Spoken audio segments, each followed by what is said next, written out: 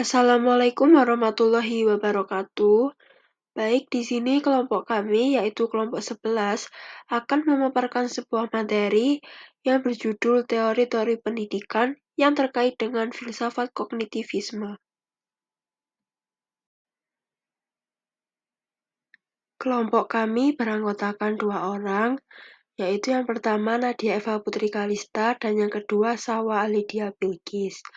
Oke, tanpa berlama-lama, langsung saja kita ke materi yang pertama.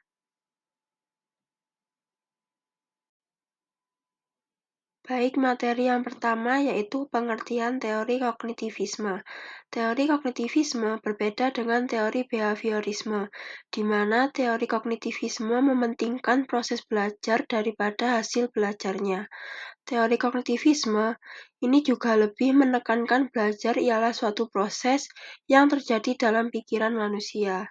Pada dasarnya, teori kognitivisme memandang belajar sebagai proses internal yang mencakup pengorganisasian informasi, restrukturisasi, persepsi, dan keterlibatan mental aktif.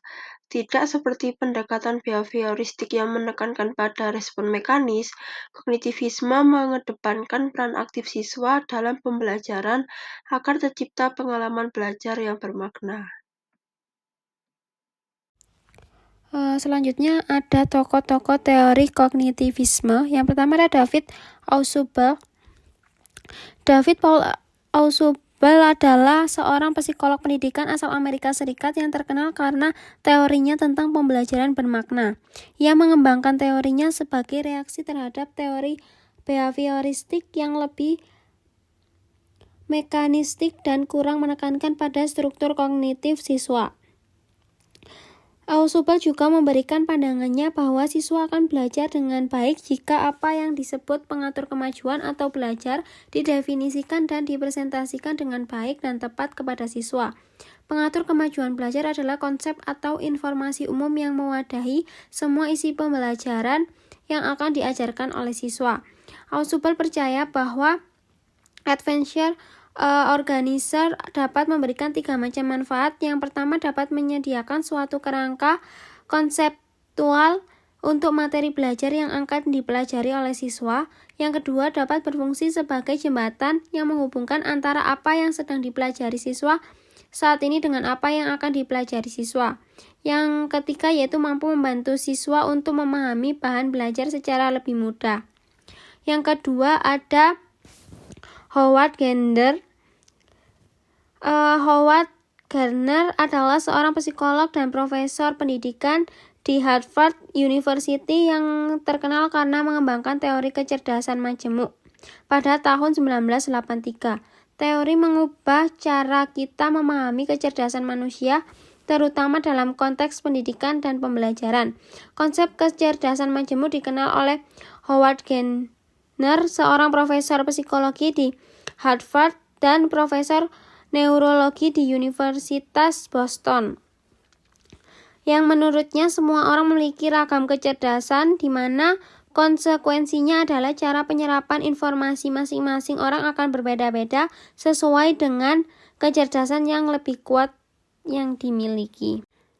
Yang ketiga itu Robert Gardner. Robert Gardner adalah seorang psikolog pendidikan dan pakar teori instruksional asal Amerika Serikat yang terkenal karena mengembangkan teori kondisi pembelajaran.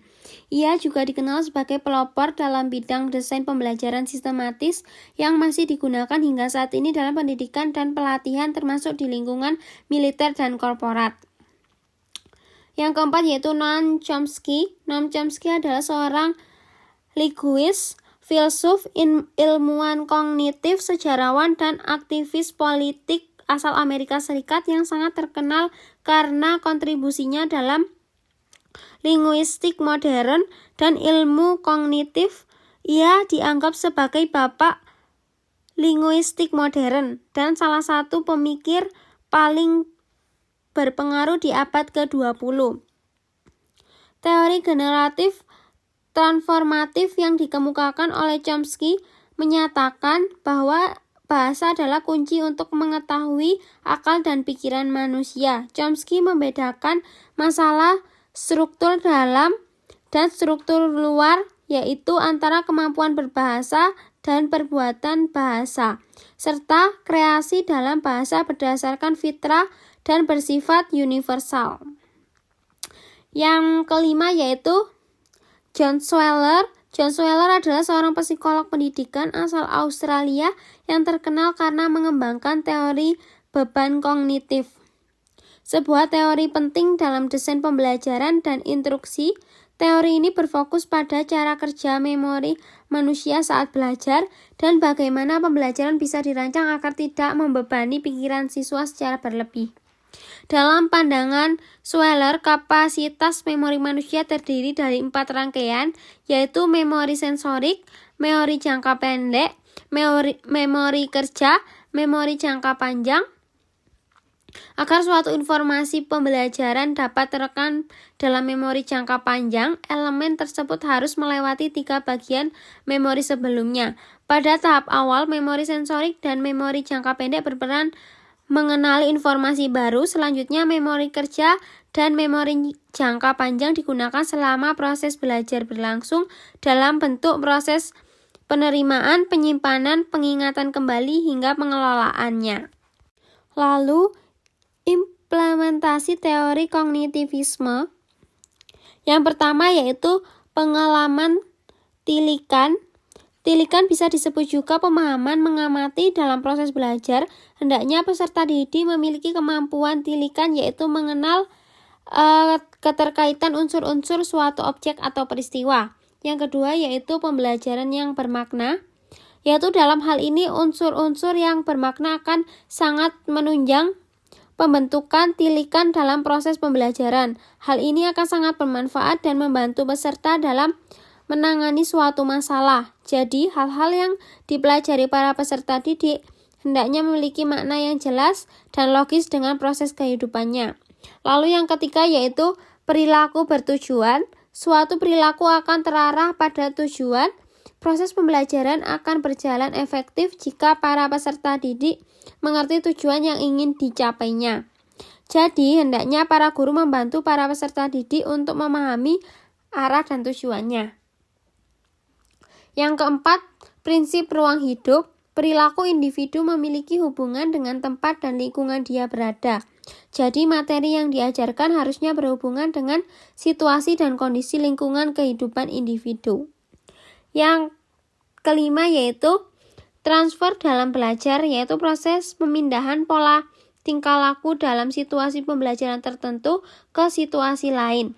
Transfer belajar terjadi dengan jalan melepaskan pengertian objek dari suatu konfigurasi ke konfigurasi lain.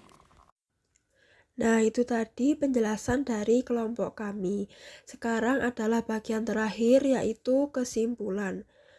Teori kognitivisme menekankan bahwa belajar merupakan proses internal yang melibatkan aktivitas mental aktif individu seperti mengorganisasi informasi, mengolah pengetahuan, dan membangun makna berdasarkan pengalaman sebelumnya. Beberapa tokoh penting dalam teori kognitivisme turut memberikan kontribusi besar terhadap pemahaman tentang cara manusia belajar. Di antaranya adalah David Ausubel, Howard Gardner, Robert Gagne, dan Noam Chomsky. Secara keseluruhan, teori kognitivisme memberikan dasar yang kuat bagi pengembangan strategi pembelajaran yang lebih aktif, bermakna, dan berpusat pada siswa, dengan mempertimbangkan perbedaan individu dalam proses berpikir dan menyerap informasi. Baik, itu tadi pemaparan materi dari kelompok kami. Terima kasih sudah menyimak. Kurang lebihnya mohon maaf. Wassalamualaikum warahmatullahi wabarakatuh.